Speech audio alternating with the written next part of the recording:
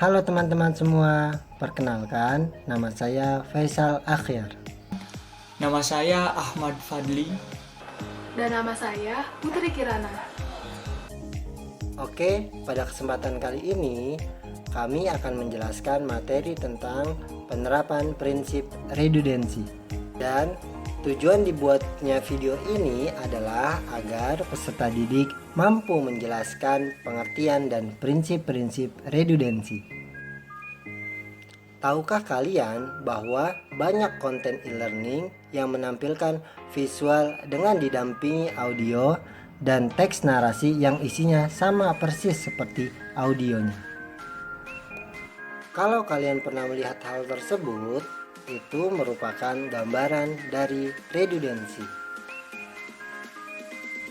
Jadi, redundansi adalah kejadian berulangnya data atau sekumpulan data yang sama dalam sebuah database yang mengakibatkan pemborosan media penyimpanan. Dengan begitu, adanya redundansi dapat dikatakan tidak efektif.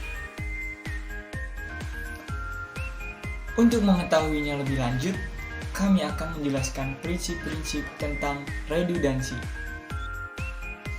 Prinsip 1, jangan menambahkan teks pada presentasi yang menampilkan grafis. Fakta membuktikan bahwa peserta didik akan lebih fokus ketika hanya dihadapkan pada dua komponen. Komponen tersebut dapat berupa visual dan audio atau teks dan audio. Menggabungkan visual, audio, dan teks justru akan membuat fokus peserta didik terbagi menjadi dua. Peserta didik akan secara alami membaca teks yang ditampilkan, sehingga grafis yang seharusnya merupakan fokus utama menjadi agak terabaikan. Pada e-learning, pengembang dapat menyajikan materi dengan memberikan opsi kepada peserta didik, yaitu opsi visual atau verbal. Dengan begitu, peserta didik dapat memilih format yang sesuai dengan gaya belajar yang mereka inginkan.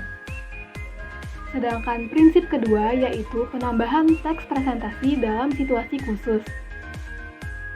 Penambahan teks dapat kita lakukan pada beberapa situasi khusus yang tentunya tidak mengganggu pemrosesan sistem informasi visual peserta didik.